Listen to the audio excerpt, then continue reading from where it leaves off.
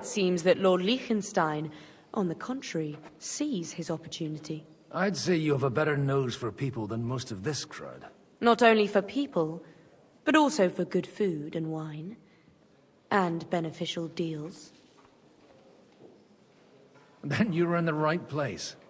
This occasion provides all of those things. The wine here is average. The cooks lack imagination. And I have yet to hear any interesting offers.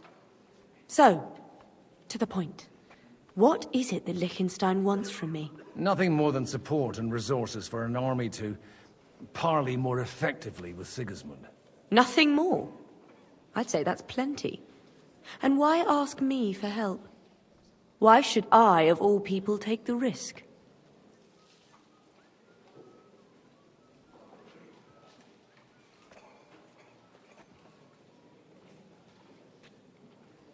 It's not only your money we're interested in. You're well able to negotiate and trade. And if you were to take part in our plan... Then I'd be helpful to you on two fronts. If you want me to support you, you must give me a good reason. Perhaps a favor in return. Do you have something in particular in mind?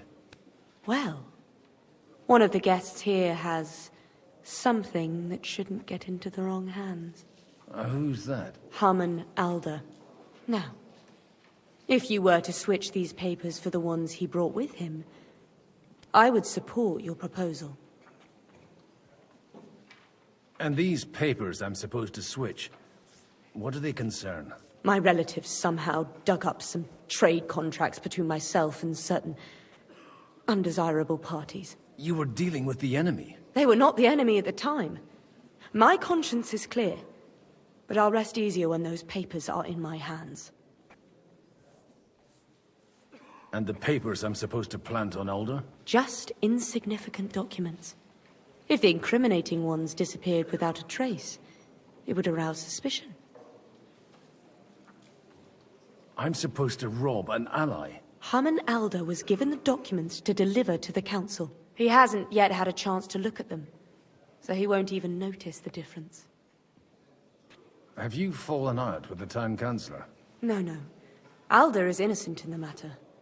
My relatives from the House of Bartosz are behind it all. They're disappointed that I dared outlive my husband, and the fact that I'm handling his estates makes their hair stand on end. All right, I'll help you. Or at least I'll give it a try. Alder will surely have the papers in his saddlebags, which he left in the shed on the outer courtyard. Bring them to me, and put these there instead. But watch yourself. Odorin's groom has eyes everywhere.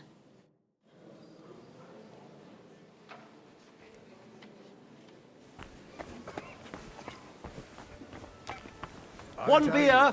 Nobody has the likes of these. Not even Bocek? Not even Wojciech. He's a great lord. That's hard to believe. What, like...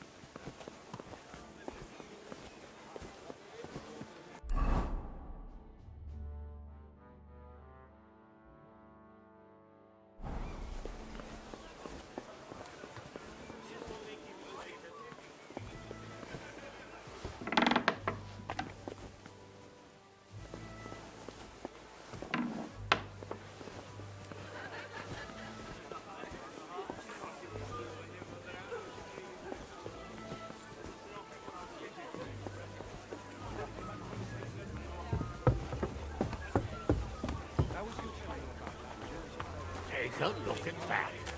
A nightingale surrounded by hawks. Job's the nightingale. He looks more like a wet head to me. It's quite unusual to see him cornered like this. I'll bet my last groschen he's setting the stage for his final performance. I hope there'll be no singing. What brings you here? Greetings. What do you need? Aren't you a bit bored? What's your problem? The horses are fed and watered. I'm not idle. God forbid. But standing around here must be a pain in the arse, no? You might get thirsty. Not really. What of it?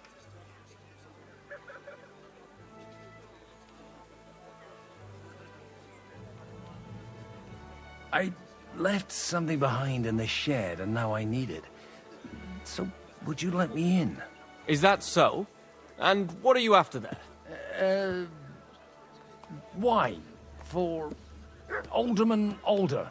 Wine? Like there's not rivers of the stuff all around here. Stop drinking and don't bother me. And if I see you creeping around this shed, you'll answer to me.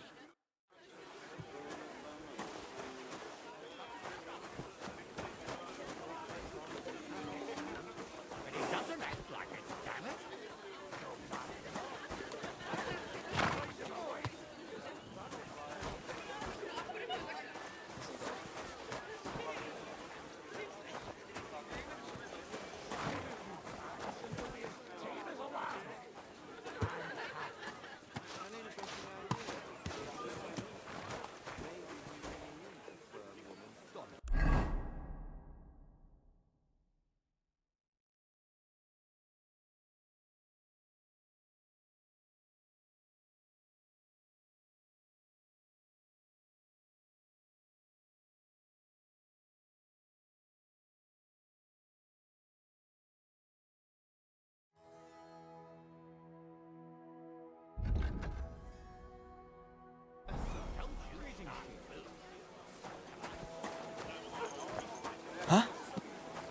What brings you here?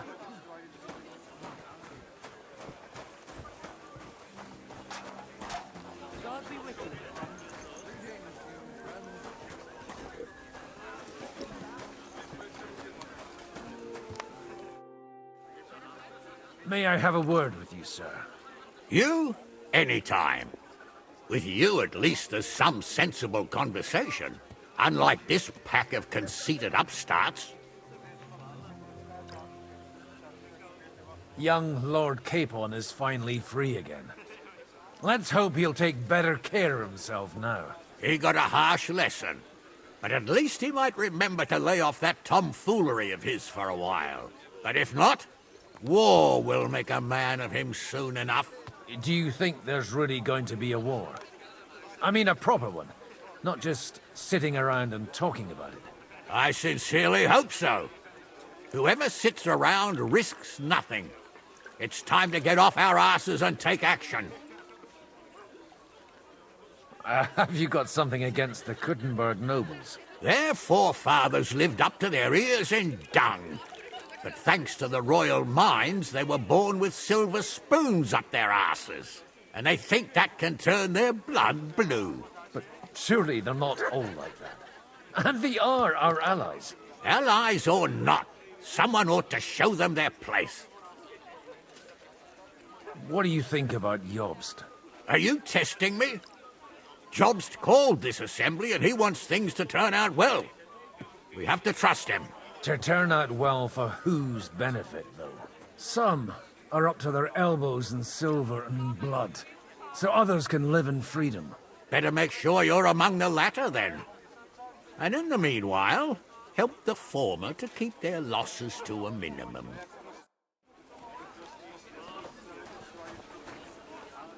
Godwin, you wouldn't be avoiding me.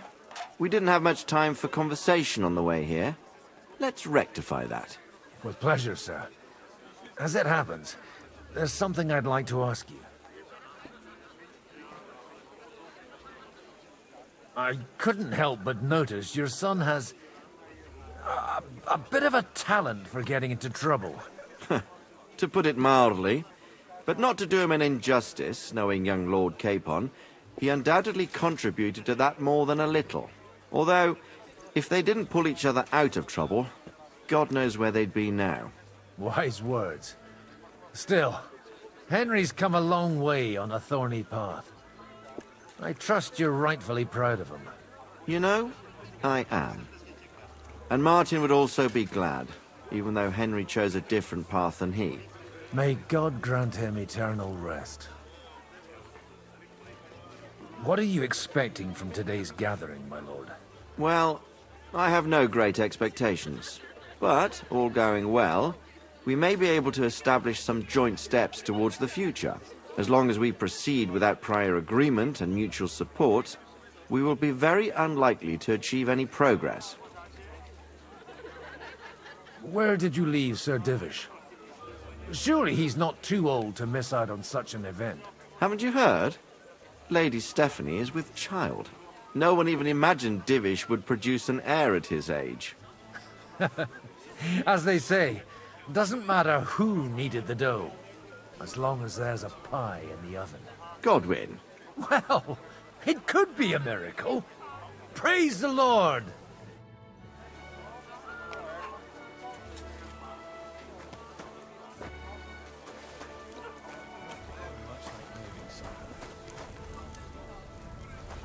God bless. Greetings to you, friend.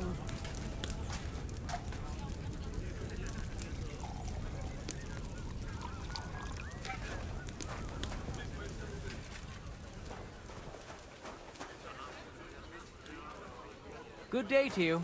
And with you.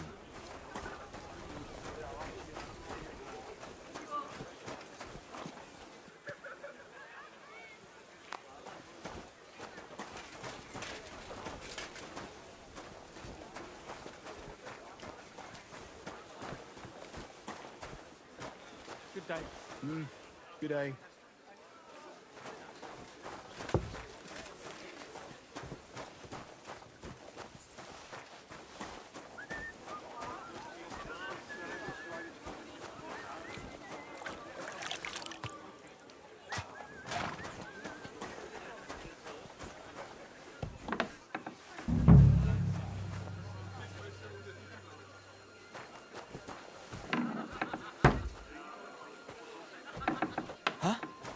What brings you here?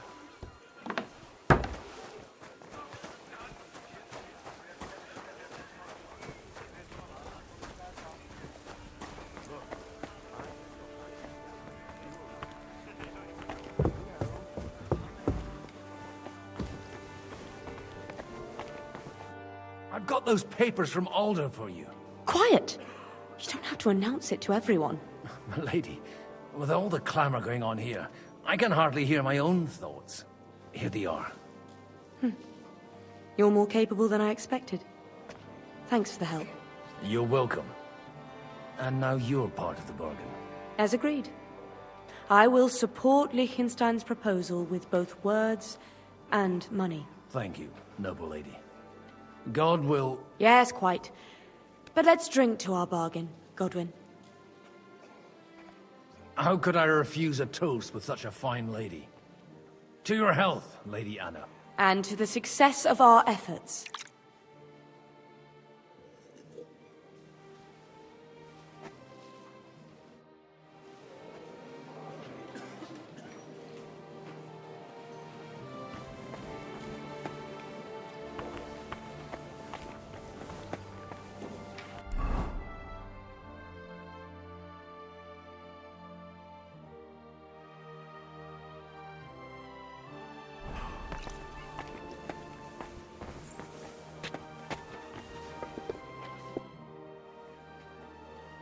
Sir, I don't believe I've had the honor. Nor I, until now. I am Sir Conrad, Lord of Wächter. And you are the heir to the Lord of Raborsch, are you not? Used to be. My father somewhat disowned me some time ago. And I used to be the Royal Mint Master, until the King decided to replace me. Do you think you might get your position as Mint Master back again? I doubt it. Half the town hates Vavak, but no one would even think of saying a word against him. And he knows that his security stands and falls with his function, so he clings to it tooth and nail. Are you going to support the Margrave's proposal? I haven't quite decided yet. It's true that displeasure against the king is noticeably growing in Kuttenberg, but if our rebellion were to come face to face with Sigismund's army, I'd be risking my future, if not my life. We've got quite a bit in common, wouldn't you say? More than you think. If my memory doesn't deceive me, you serve as a parish priest. So I recollect, at least, from my recent discussions with Martin. Served. That's in the past. Even so. Before King Wenceslas appointed me his mint master, I was a priest. I was even being groomed to become a bishop. And now look at us. We have cast off our robes and merrily hatched plots against Sigismund. There's no point in waiting for divine intervention. On the contrary, the current state of affairs demands quite a secular approach. It was a pleasure to meet you. Likewise.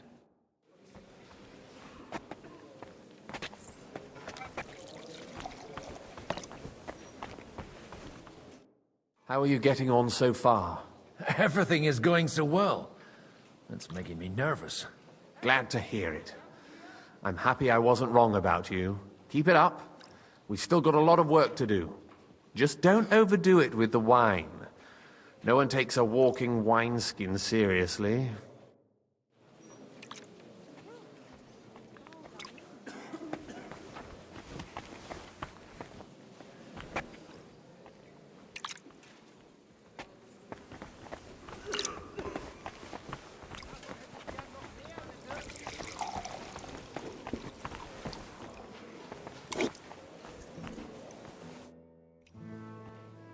Your Grace, may I disturb you for a moment?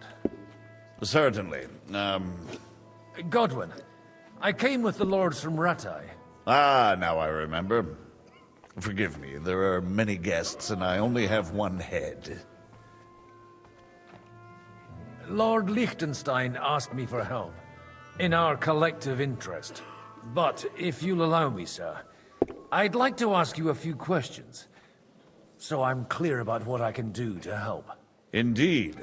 And what would you like to know?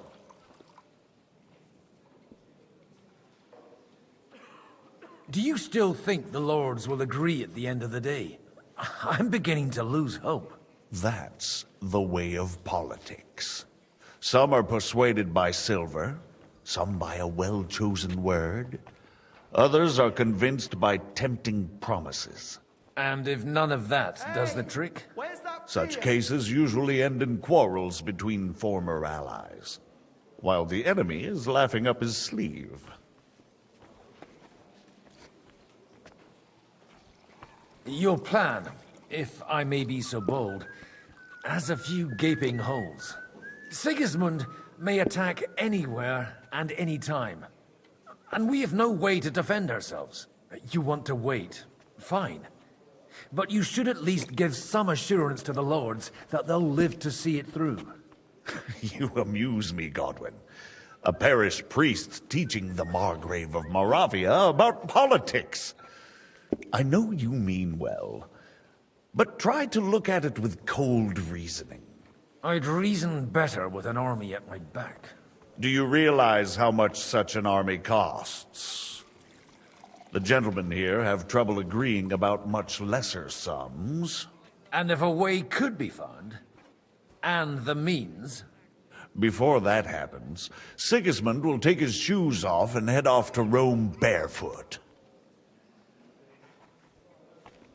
John of Liechtenstein is acting in your interest, isn't he? That was the original agreement. And on the outside, it still looks that way, I trust. I understood that he was on our side. Yes, he is. Only, he is slowly starting to act more and more on his own initiative. Although, that doesn't have to be a bad thing, does it? He still lacks the experience to be capable of evaluating some situations. But he is persuasive, and easily wins people to his side. Unfortunately. But it was you who sent him to Kuttenberg, wasn't it? True. But I certainly never told him to hole up in the Jewish quarter and pursue his own private plans there. And by doing so, he put both himself and our common interests in jeopardy. I wasn't expecting to meet the rabbi of Kuttenberg here. Really? Half of Kuttenberg has accumulated debts with usurers that they cannot repay, or even do not intend to. The rabbi knows his people are under threat, and that Sigismund will not protect them if something should befall, similar to what happened in Prague. So they naturally took a stance against Sigismund.